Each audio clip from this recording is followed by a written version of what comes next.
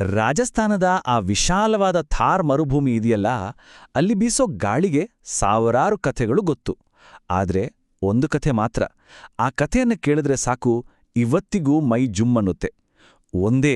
ಒಂದೇ ರಾತ್ರಿಯಲ್ಲಿ ಇಡೀ ಹಳ್ಳಿಯೇ ಮಾಯವಾದ ಕಥೆ. ಇದು ಕೂಲ್ಢಾರಾದ ಶಾಪಿತ ಕಥೆ. ಎಲ್ಲವೂ ಶುರುವಾಗಿದ್ದು ಒಂದು ಹಳ್ಳಿಯಲ್ಲಿ. ಎಲ್ಲವೂ ಬದಲಾಗಿದ್ದು ಒಂದೇ ಒಂದು ರಾತ್ರಿಯಲ್ಲಿ.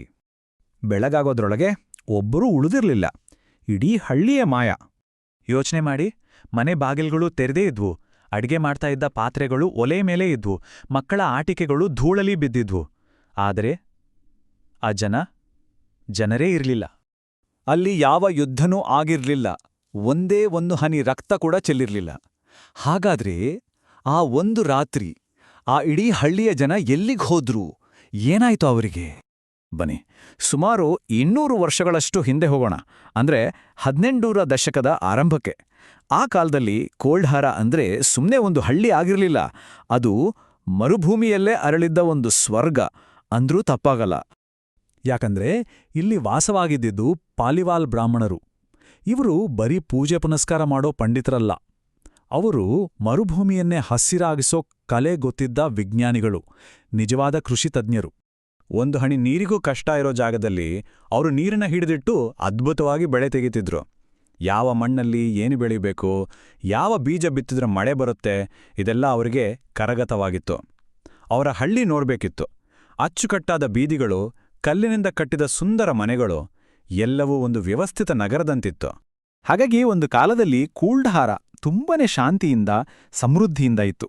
ಮುಂಜಾನೆ ಮಕ್ಕಳ ಆಟದ ಸದ್ದು, ಬಾವಿ ಹತ್ರ ಹೆಣ್ಮಕ್ಕಳ ಹರಟೆ, ಹೊಲಕ್ಕೆ ಹೋಗೋ ಗಂಡಸರು, ಸಂಜೆ ದೇವಸ್ಥಾನದ ಗಂಟೆ ಬಾರಿಸಿದ್ರೆ ಸಾಕು, ಇಡೀ ಹಳ್ಳಿಗೆ ಒಂದು ರೀತಿ ನೆಮ್ಮದಿ. ಆದರೆ ಆ ಶಾಂತಿಯ ಮೇಲೆ ಒಂದು ಕ್ರೂರವಾದ ಕಣ್ಣು ಬೀಳೋ ಸಮಯ ಬಂದಿತ್ತು. ಆ ಕಾಲದಲ್ಲಿ ಜೈಸಲ್ಮೇರ್ ರಾಜ್ಯದ ದಿವಾನಾಗಿದ್ದ ಸಲೀಂ ಸಿಂಗ್. ಅಬ್ಬಾ, ಅವನೊಬ್ಬ ಪರಮ ಕ್ರೂರಿ. ಜನರಿಂದ ನಿರ್ದಯವಾಗಿ ತೆರಿಗೆ ವಸೂಲಿ ಮಾಡೋದ್ರಲ್ಲಿ ಕುಖ್ಯಾತನಾಗಿದ್ದ. ಅವನ ಹೆಸರು ಕೇಳಿದರೆ ಸಾಕು, ಜನ ಭಯದಿಂದ ಗಡಗಡಾ ಅಂತ ನಡುಗ್ತಿದ್ರು. ಅಂಥವನು ಒಂದಿನ ಕೂಲ್ಢಾರಾಗೆ ಬಂದ. ಹಳ್ಳಿಯ ಬೀದಿಯಲ್ಲಿ ತನ್ನ ಕುದುರೆ ಮೇಲೆ ಮೆರೆತಿದ್ದಾಗ ಅವನ ಕಣ್ಣು ಬಾವಿ ಹತ್ರ ನೀರು ತುಂಬುತ್ತಿದ್ದ ಒಬ್ಬ ಹುಡುಗಿ ಮೇಲೆ ಬಿತ್ತು. ಅವಳು ಹಳ್ಳಿಯ ಮುಖಂಡನ ಮಗಳು ಗೀತಾ. ಅವಳ ಸೌಂದರ್ಯ, ಅವಳ ಮುಗ್ಧತೆ ನೋಡಿ ಅವನ ಕಾಮದ ಕಣ್ಣು ಕೆರಳಿತ್ತು. ಕೆಲವೇ ದಿನಗಳಲ್ಲಿ ಅವನಿಂದ ಹಳ್ಳಿಗೆ ಒಂದು ಸಂದೇಶ ಬಂತು. ಅದು ಸಂದೇಶ ಅಲ್ಲ, ಒಂದು ಬೆದರಿಕೆ. ಆ ಗೀತಾಳನ್ನ ನನಗೆ ಕೊಟ್ಟು ಮದುವೆ ಮಾಡಿ, ಇಲ್ಲ ಅಂದ್ರೆ ನಿಮ್ಮ ಹಳ್ಳಿ ಮೇಲೆ ದುಪ್ಪಟ್ಟು ತೆರಿಗೆ ಹಾಕಿ ನಿಮ್ಮನ್ನ ಬೀದಿಗೆ ತರ್ತೀನಿ. ಈ ಮಾತು ಕೇಳಿ ಇಡೀ ಹಳ್ಳಿಯೇ ಬೆಚ್ಚಿಬಿದ್ದಿತ್ತು. ಆ ರಾತ್ರಿ ಹಳ್ಳಿಯ ಹಿರಿಯರೆಲ್ಲ ದೇವಸ್ಥಾನದ ಆವರಣದಲ್ಲಿ ಒಂದು ರಹಸ್ಯ ಸಭೆ ಸೇರಿದ್ರು. ಅವರ ಮುಂದೆ ಇದ್ದಿದ್ದು ಎರಡೇ ದಾರಿ. ಒಂದು, ಆ ಕ್ರೂರಿಗೆ ತಮ್ಮ ಮಗಳನ್ನು ಕೊಟ್ಟು ಅವಮಾನದಲ್ಲಿ ಬದುಕೋದು. ಇನ್ನೊಂದು, ತಲೆತಲಾಂತರದಿಂದ ಕಟ್ಟಿ ಬೆಳೆಸಿದ ಮನೆ, ಮಠ, ಆಸ್ತಿ ಎಲ್ಲವನ್ನೂ ಬಿಟ್ಟು ತಮ್ಮ ಗೌರವವನ್ನ ಉಳಿಸ್ಕೊಳ್ಳೋದು. ಆಗ ಸಭೆಯಲ್ಲಿದ್ದ ಒಬ್ಬ ಹಿರಿಯ ವ್ಯಕ್ತಿ ದೃಢವಾದ ಧ್ವನಿಯಲ್ಲಿ ಎದ್ದು ನಿಂತು ಹೇಳಿದ್ರು, ಅವನು ಕೇಳೋ ತೆರಿಗೆನ ಬೇಕಾದ್ರೆ ಹೇಗೋ ಕಷ್ಟಪಟ್ಟು ಕಟ್ಟಬಹುದು, ಆದ್ರೆ ನಮ್ಮ ಮಗಳನ್ನ, ನಮ್ಮ ಹಳ್ಳಿಯ ಸ್ವಾಭಿಮಾನವನ್ನ ಬಲಿಕೊಡಕ್ಕೆ ಸಾಧ್ಯವಿಲ್ಲ. ಇಲ್ಲಿದ್ರೆ ನಮ್ಮ ಗೌರವಕ್ಕೆ ಬೆಲೆ ಇರಲ್ಲ. ಆ ಕ್ಷಣದ ಮೌನದಲ್ಲಿ ಒಂದು ಮಹಾ ನಿರ್ಧಾರ ಹುಟ್ಕೊಂಡಿತ್ತು. ಆ ರಾತ್ರಿ ಇತಿಹಾಸದಲ್ಲಿ ಅಚ್ಚಳಿಯದೆ ಉಳಿದ್ಬಿಟ್ಟು. ಸಭೆ ಮುಗಿದ ತಕ್ಷಣ ಪ್ರತಿಯೊಂದು ಮನೆಗೂ ಸಂದೇಶ ರವಾನೆ ಆಯಿತು. ನಡುರಾತ್ರಿ ಆ ಚಂದ್ರನ ಬೆಳಕಲ್ಲಿ ಇಡೀ ಹಳ್ಳಿಯ ಜನ ತಮ್ಮ ಮನೆ, ತಮ್ಮ ಆಸ್ತಿ ಎಲ್ಲವನ್ನೂ ಅಲ್ಲ, ವೆರೂ ಮೈಮೇಲಿದ್ದ ಬಟ್ಟೆಯಲ್ಲಿ ಮರುಭೂಮಿಯ ಕತ್ತಲಲ್ಲಿ ಹೊರಟುಬಿಟ್ರು. ಆದ್ರೆ ಹಳ್ಳಿಯನ್ನ ಬಿಟ್ಟು ಹೋಗೋ ಮುನ್ನ ಅವರೆಲ್ಲರೂ ಒಟ್ಟಾಗಿ ನಿಂತು ಒಂದು ಶಾಪ ಕೊಟ್ರು. ನಮ್ಮ ಗೌರವಕ್ಕೋಸ್ಕರ ನಾವೀ ನೆಲವನ್ನ ತ್ಯಾಗ ಮಾಡ್ತಾ ಇದೀವಿ. ಇನ್ಮುಂದೆ ಈ ಕೂಲ್ಢಾರದಲ್ಲಿ ಯಾವ ಮನುಷ್ಯನೂ ನೆಮ್ಮದಿಯಾಗಿ ಬಾಳ್ಬಾರ್ದು. ಮರುದಿನ ಬೆಳಗ್ಗೆ ಗೀತಾಳನ್ನ ಕರ್ಕೊಂಡು ಹೋಗೋತೆ ಬಂದ ದಿವಾನ್ ಸಲೀಂ ಸಿಂಗ್ನ ಸೈನಿಕರಿಗೆ ಶಾಕ್.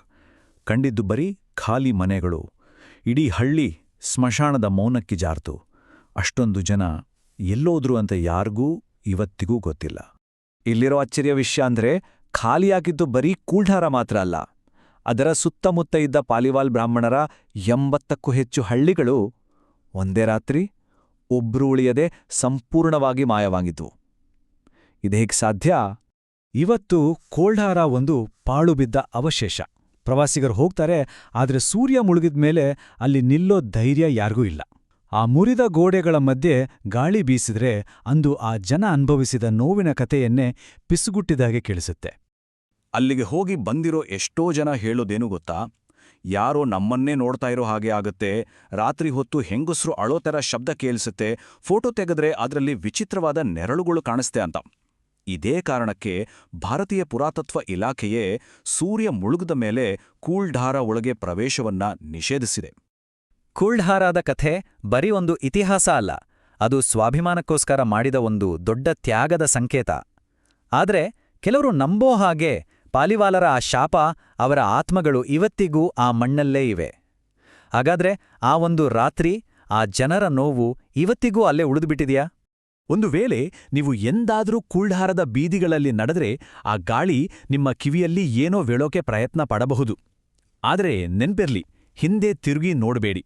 ಯಾಕಂದ್ರೆ ಕೆಲವರು ಹೇಳ್ತಾರೆ ಅಲ್ಲಿ ಇವತ್ತಿಗೂ ಯಾರೋ ಕಾಯ್ತಾ ಇದ್ದಾರೆ ಅಂತ.